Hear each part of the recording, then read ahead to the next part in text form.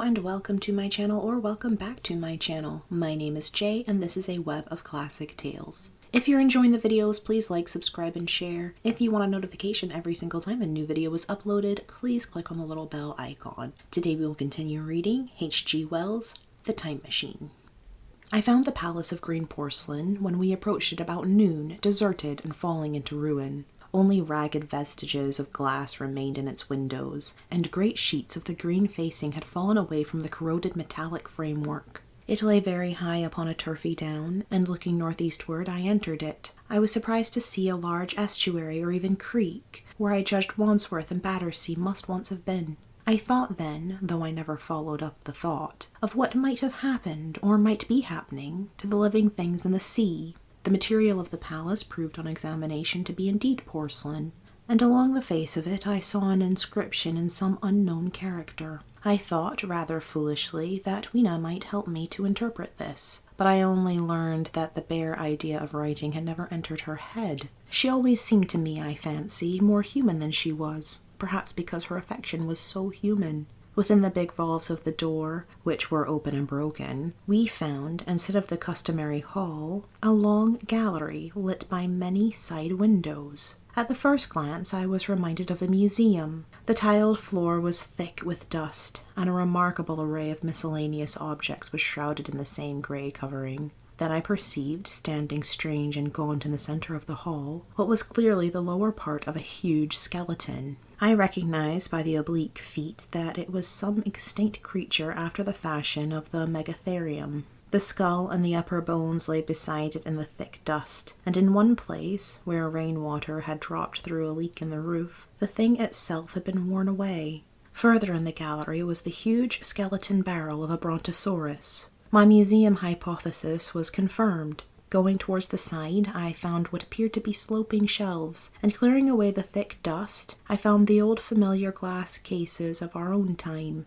But they must have been airtight to judge from the fair preservation of some of their contents. Clearly we stood among the ruins of some latter-day South Kensington. Here, apparently, was the paleontological section, and a very splendid array of fossils it must have been, though the inevitable process of decay that had been starved off for a time, and had, through the extinction of bacteria and fungi, lost 99/100ths of its force, was, nevertheless, with extreme sureness, if with extreme slowness, at work again upon all its treasures. Here and there I found traces of the little people in the shape of rare fossils broken to pieces or threaded in string upon reeds, and the cases had in some instances been bodily removed, by the Morlocks as I judged. The place was very silent. The thick dust deadened our footsteps. Weena, who had been rolling a sea urchin down the sloping glass of a case, presently came, as I stared about me, and very quietly took my hand and stood beside me. And at first I was so much surprised by this ancient monument of an intellectual age that I gave no thought to the possibilities it presented.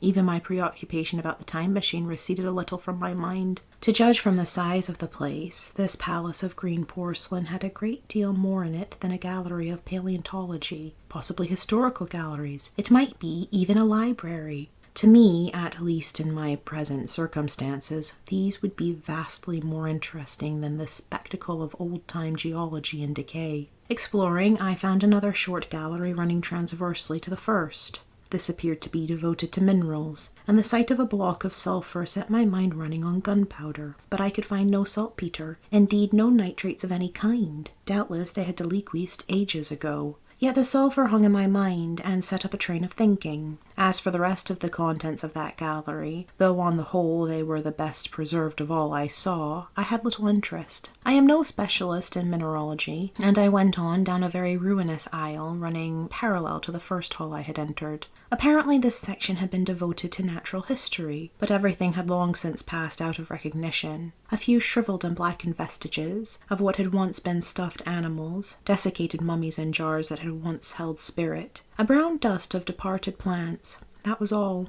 I was sorry for that, because I should have been glad to trace the patent readjustments by which the conquest of animated nature had been attained. Then we came to a gallery of simply colossal proportions, but singularly ill-lit, the floor of it running downward at a slight angle from the end at which I entered. At intervals white globes hung from the ceiling, many of them cracked and smashed. which suggested that originally the place had been artificially lit. Here I was more in my element, for rising on either side of me were the huge bulks of big machines, all greatly corroded and many broken down, but some still fairly complete. You know, I have a certain weakness for mechanisms, and I was inclined to linger among these, the more so as for the most part they had the interest of puzzles, and I could make only the vaguest guesses at what they were for. I fancied that if I could solve their puzzles, I should find myself in possession of powers that might be of use against the Morlocks. Suddenly Weena came very close to my side, so suddenly that she startled me. Had it not been for her, I do not think I should have noticed that the floor of the gallery sloped at all. Footnote. It may be, of course, that the floor did not slope, but that the museum was built on the side of a hill. Editor. The end I had come in at was quite above ground, and was lit by rare slit-like windows. As you went down the length, the ground came up against these windows, until at last there was a pit like the area of a London house before each, and only a narrow line of daylight at the top. I went slowly along, puzzling about the machines, and had been too intent upon them to notice the gradual diminution of the light, until Weena's increasing apprehension drew my attention. Then I saw that the gallery ran down at last into a thick darkness. I hesitated, and then, as I looked round me, I saw that the dust was less abundant and its surface less even. Further away towards the dimness, it appeared to be broken by a number of small, narrow footprints. My sense of the immediate presence of the Morlocks revived at that. I felt that I was wasting my time in the academic examination of machinery. I called to mind that it was already far advanced in the afternoon, and that I had still no weapon, no refuge, and no means of making a fire. And then down in the remote blackness of the gallery I heard a peculiar pattering, and the same odd noises I had heard down the well. I took Weena's hand. Then, struck with a sudden idea, I left her and turned to a machine from which projected a lever not unlike those in a signal box. Clambering upon the stand, and grasping this lever in my hands, I put all my weight upon it sideways. Suddenly Weena, deserted in the central aisle, began to whimper. I had judged the strength of the lever pretty correctly, for it snapped after a minute's strain, and I rejoined her with a mace in my hand more than sufficient, I judged, for any Morlock's skull I might encounter. And I longed very much to kill a Morlock or so. Very inhuman, you may think, to want to go killing one's own descendants, but it was impossible, somehow, to feel any humanity in the things. Only my disinclination to leave Weena, and a persuasion that if I began to slake my thirst for murder my time machine might suffer, restrained me from going straight down the gallery and killing the brutes I heard. Well, mace in one hand and Weena in the other, I went out of that gallery and into another and still larger one, which at the first glance reminded me of a military chapel hung with tattered flags. The brown and charred rags that hung from the sides of it I presently recognized as the decaying vestiges of books. They had long since dropped to pieces, and every semblance of print had left them.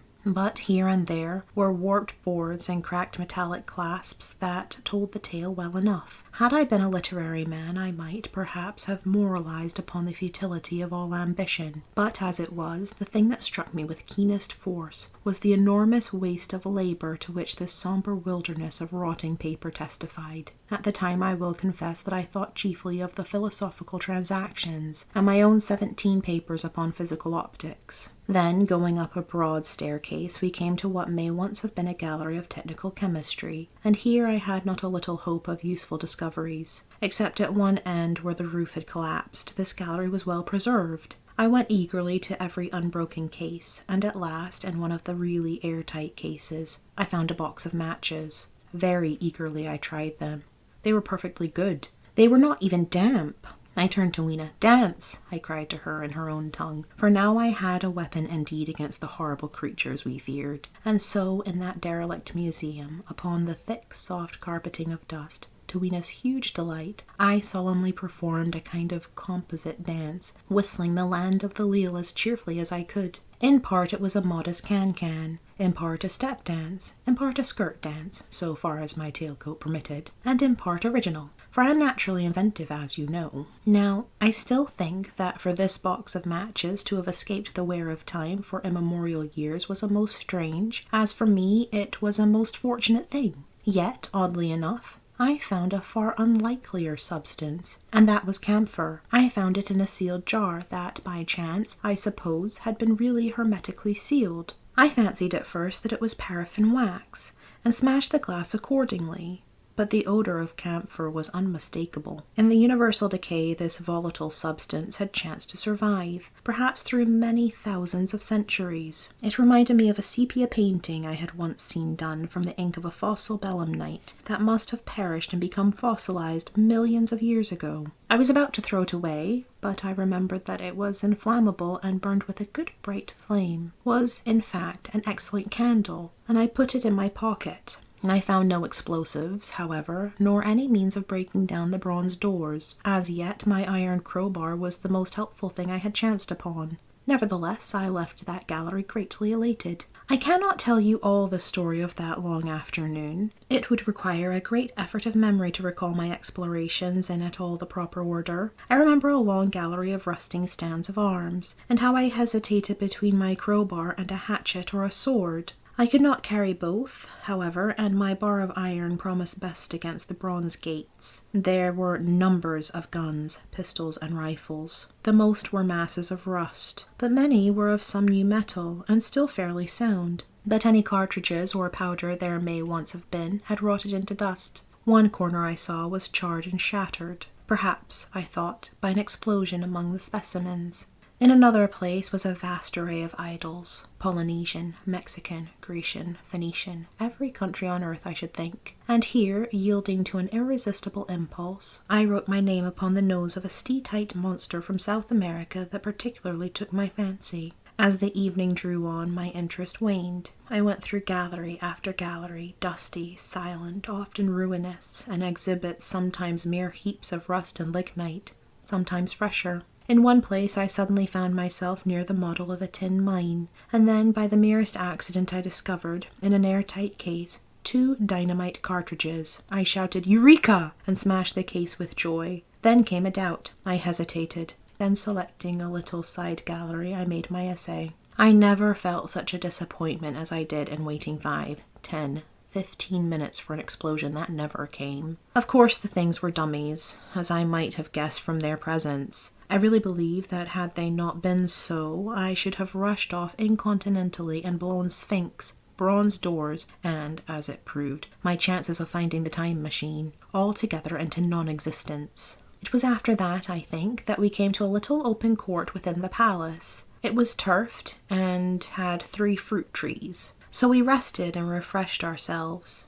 Towards sunset I began to consider our position. Night was creeping upon us, and my inaccessible hiding place had still to be found. But that troubled me very little now. I had in my possession a thing that was, perhaps, the best of all defences against the Morlocks. I had matches. I had the camphor in my pocket too, if a blaze were needed. It seemed to me that the best thing we could do would be to pass the night in the open, protected by a fire. In the morning there was the getting of the time machine. Towards that, as yet, I had only my iron mace. But now, with my growing knowledge, I felt very differently towards those bronze doors. Up to this, I had refrained from forcing them, largely because of the mystery on the other side. They had never impressed me as being very strong, and I hoped to find my bar of iron not altogether inadequate for the work.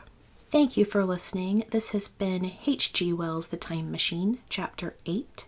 I've been Jay. This has been a web of classic tales. Please like, subscribe, and share. Click the bell icon for notifications. I hope you're having a fantastic day. Have a nice life, and I'll see you next time.